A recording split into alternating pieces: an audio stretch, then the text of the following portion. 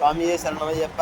ఇవాళ మనం నిన్న రాత్రి మీకు చూపించిన అయ్యప్ప స్వామి కోవిల్ దగ్గర నుంచి బయలుదేరి తిరుపతి వెళ్దాం అనుకుంటున్నాం. అలిపిరి దగ్గరికి.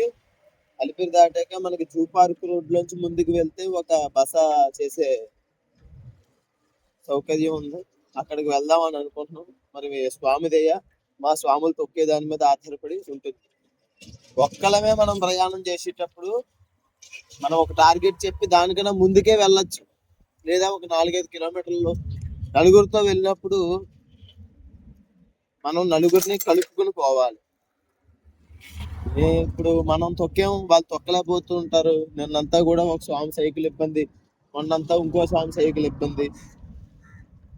నలుగురితోని మనం ముందుకు వెళ్ళే పరిస్థితుల్లో కొంచెం అటు ఇటు అవుతుంది. కానీ ఎప్పుడైనా ఒక్కరు బయలుదేరడం కంటే ఒక 4-5 బయలుదేరితే అది చాలా అందంగా ఉంటుంది ప్రయాణం. ఎందుకంటే ప్రయాణం ఇప్పుడు ఒకరు ఒక దగ్గర ఏదో వస్తువు పెట్టి స్నానానికి వెళ్తే ఇంకొకరు సహాయంగా ఉంటారు దాన్ని చూసుకోవడానికి. మనం ఒక్కడమే వెళ్ళిపోతాము, మేము ముందు తొక్కేస్తాము. ప్రతి చోట అది అన్ని సార్లు, అన్ని వేళలు, అన్ని రోజులు మనవు కాదు. కాబట్టి నలుగురితోని కలిసి వెళ్తే మనం ఏదైనా ప్రయాణం చేసేటప్పుడు ఏదో ఒక పరిస్థితుల్లో మనకి సెక్యూరిటీ రకంగా ఉన్నది. ఇప్పుడు ఎవరన్నా వచ్చినా సరే, అమ్మో వీళ్ళు 5 ఉన్నారా అని చెప్పి కొంచెం జడుస్తుంది. ఒక్కడే ఉంటే ధైర్యం చేస్తాడు వాడు. కాబట్టి సింగిల్ గా బయలుదేరే వాళ్ళు గబాలమని మీకు ఎవరన్నా తోడు దొరికితే వెంటనే వాళ్ళతో కలిసిపోయి, వాళ్ళు మెల్లగా నడుస్తున్నారు లేదా మెల్లగా తొక్కుతున్నారు అన్న ఆలోచనతో మాత్రం ముందుకు వెళ్ళిపోకండి. అయ్యప్ప శరణు స్వామి. నిన్న నెల్లూరు అయ్యప్ప స్వామి గుడి దగ్గర ప్రారంభమై పొద్దున్నే ఎయిర్పేడ్ అని చెప్పేసి ఎయిర్పేడ్కి రేణుగుంటకి మధ్యలో ఉన్న అయ్యప్ప స్వామి గుడి దగ్గర ఆగాం. రాత్రి మాకు ఆ యొక్క వసతిని వీడియో తీయడానికి కుదరలేదు. స్వాములందరూ కూడా నిన్న అలిసిపోయారు. పెద్దవాళ్ళతో పాటు నిన్న 108 కిలోమీటర్లు తొక్కడం జరిగింది.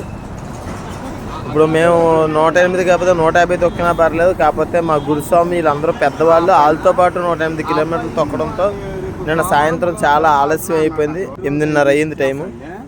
ఇంకా వీడియో తీసి పెట్టేంత ఇది లేకపోయింది నిన్న.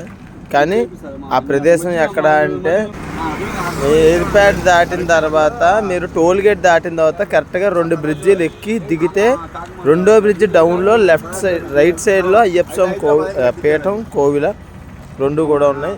మీకు చాలా సేఫ్ అండ్ సెక్యూర్. అది కూడా మేము వీడియో తీయడం మాకు కుదరలేదు, కానీ చాలా సేఫ్ అండ్ సెక్యూర్. అక్కడి నుంచి ఈవేళ ఉదయం మేము బయలుదేరి కాణిపాకం వెళ్తున్నాం.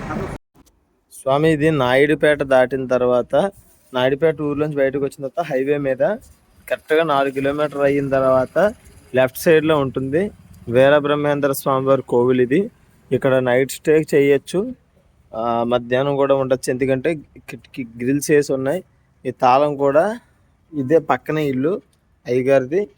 పెద్ద ఆవిడ ఉంటారు, ఆవిడని అడిగేవంటే మనకే ఇచ్చేస్తారు. ఇదిగో రుజువు ఏంటంటే తాళం కూడా మనమే వేస్తున్నాం.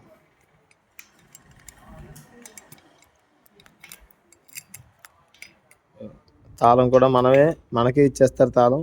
ఆ తాళం తీసి అలా అక్కడ పెట్టేసి మనం వెళ్ళిపోతూ ఉంటాం. లోపల ఫ్యాన్లు అన్నీ ఉంటాయి.